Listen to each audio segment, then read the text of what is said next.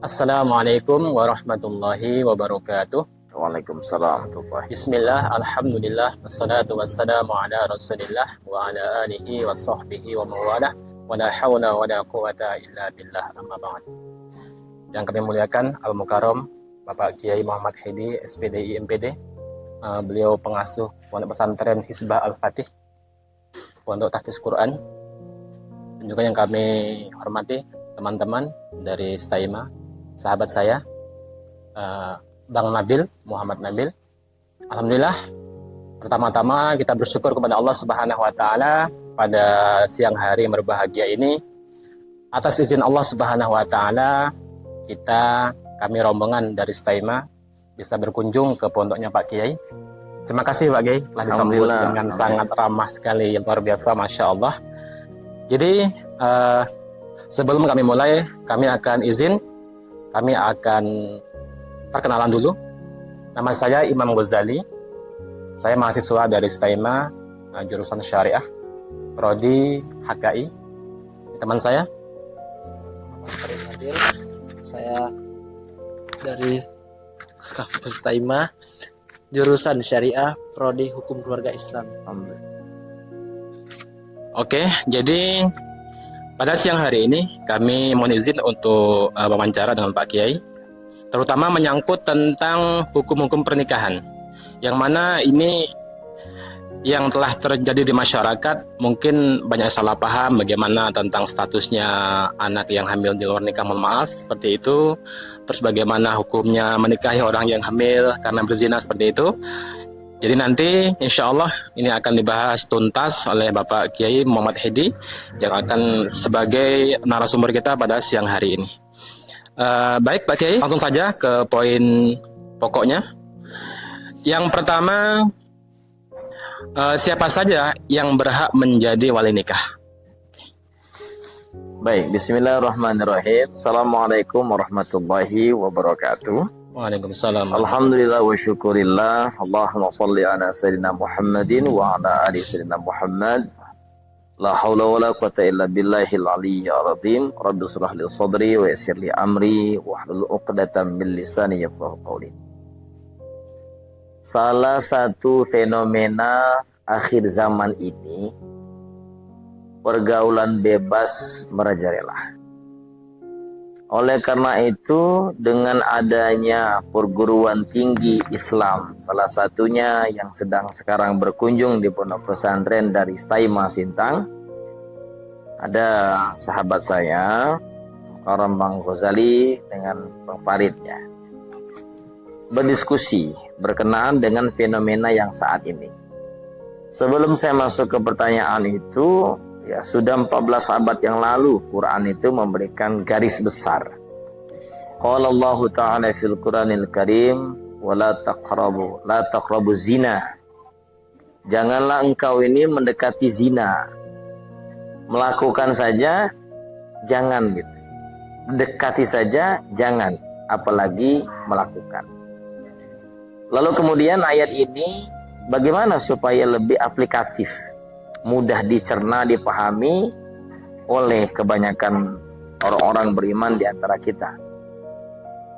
Oleh karena itu, sebagai kaum intelek, kemudian mahasiswa yang berkecimpung di bidang syariah, urusan rumah tangga, bahkan harus kita sampaikan kepada seluruh khalayak ramai, rujukan utama kita adalah 4. Quran, ijma', hadis, Quran, hadis, ijma', qiyas. Keempat ini adalah menjadi rujukan kita gitu. Karena Islam itu adalah agama yang dapat menyelesaikan setiap urusan dimanapun dia berada. Berbicara soal wali tadi, apakah Islam menjawab? Menjawab. Ketika la taqrabuz zina, jangan kau zina, runtutannya pasti ada hubungannya ke pernikahan. Kalau sudah ke pernikahan berarti di sana ada wali, ada ijab qabul, ada saksi, ada mahar. Kemudian ada macam-macam gitu, persyaratan-persyaratan yang memang itu harus dilewati oleh setiap insan yang beriman kepada Allah Subhanahu wa taala. Salah satunya misalnya rujukan kita adalah terutama kita dari min mazhab Syafi'i, ya, dari mazhab Syafi'i. Biasanya kita merujuk kitab yang paling kecil. Fikih itu ada namanya Mabadiul Fiqih. Naik ke atas lagi kitab Taqrib, Fathul Qorib. Ada lagi misalnya kita membahas yang kontemporer saat ini, salah satu karya terbesar Syekh Zuhaili. Ada kitab namanya Fiqih Islam wa Adillatuh. Nah, ini salah satu fikih yang begitu luar biasa memberikan penjelasan kepada kita gitu. Nah, wali ini adalah wajib. Karena kata Rasulullah, la nikaha bidana wali. Orang tidak bisa dikatakan nikah, artinya tidak sah nikahnya itu kalau dia nggak ada wali. Makanya kita sedih menyaksikan anak muda yang katanya jatuh cinta lalu kawin lari gitu. Dalam artinya itu mereka itu kawin tanpa ada wali. Karena mengutamakan cinta meninggalkan orang tua. Akibatnya nikahnya tidak sah, maka selama itu perbuatan zina terus-menerus. Nah, wali itu hal yang wajib diajarkan oleh para ulama. Dan itu diantaranya kitab tadi mazhab Syafi'i, ya wali yang wajib pertama orang tua dulu. Nah, ada urutannya dia, ada orang tua, bapak kandung. Nah, setelah bapak kandung ini, maka dialah wajib mewalikan. Jadi pertanyaan hukum dia mewalikan ini, si anak ini nanti ada hukum baru lagi. Apakah orang tua boleh jadi wali si anak ini atau dia tidak boleh? Ada hukum baru di situ. Nanti kita akan telaah kapan si bapak ini tidak boleh jadi wali, kapan dia boleh. Nah, pertama yang jadi wali adalah bapak kandungnya. Bagaimana kalau bapaknya nggak ada misalnya? Ya, dia bisa langsung ke abang dia, abang yang laki-laki. Karena persyaratan jadi wali itu dia minimal, bukan minimal, satu wajib Islam, yang kedua wajib berakal, yang ketiga dia ini sudah balik, yang keempat lalu dia ini adil. Kemudian yang kelima adalah dia ini mampu gitu, sudah saatnya. Artinya ada persyaratan jadi wali itu, dia harus Islam, dia harus adil, harus balik, harus dan lain sebagainya. Jadi setelah bapaknya tidak ada, maka boleh abang kandung dia laki-laki. Kalau enggak misalnya paman dia, adik atau abang daripada bapaknya, ataupun misalnya anak laki-laki yang seibu dengan dia, ya kan? Jadi kalau misalnya bapaknya punya anak, punya abang atau punya adik laki-laki, sesuai sudah masuk persyaratan jadi wali itu, maka dia boleh menikahkan adiknya gitu. Bapaknya tidak misalnya sudah meninggal gitu kan. Kemudian yang seibu laki-laki, nah ini wali-wali yang boleh. Lalu kemudian ke kakek juga boleh, paman juga boleh, dan lain sebagainya. Nanti ada runtutannya. Saya pikir itu dulu ya berkenaan dengan masa wali itu. Dari bapak, paman, adik, beradik laki-laki. Nah, perempuan wajib pakai wali. Kalau ada pernikahan yang dia kabur, kayak istilah zaman sekarang nikah lari, maka berbahaya sekali. Sedangkan bapaknya ada, dia menikahkan orang, sedangkan kalau yang menikahkan dia tidak tahu menahu, maka nanti nikahnya bisa tidak sah dan terjumus pada perbuatan zina terus-menerus. Ya, kita sangat khawatir dan bermohon kepada Allah agar dijauhkan oleh perkara itu. Nauzubillah tsumma nauzubillah. Itu mungkin wali. Baik, poin yang nomor 2, silakan. Baik, pertanyaan yang kedua, Kiai. Bagaimana hukum menikahi wanita yang hamil dikarenakan zina? Dari mazhab Syafi'i, menikahi orang yang hamil sedang berzina itu sah nikahnya. Sah. Maupun yang melakukan zina dengan dia atau laki-laki lain. Kan? Misalnya dia hamil nih, tiba-tiba yang menghamili nikah dia sah.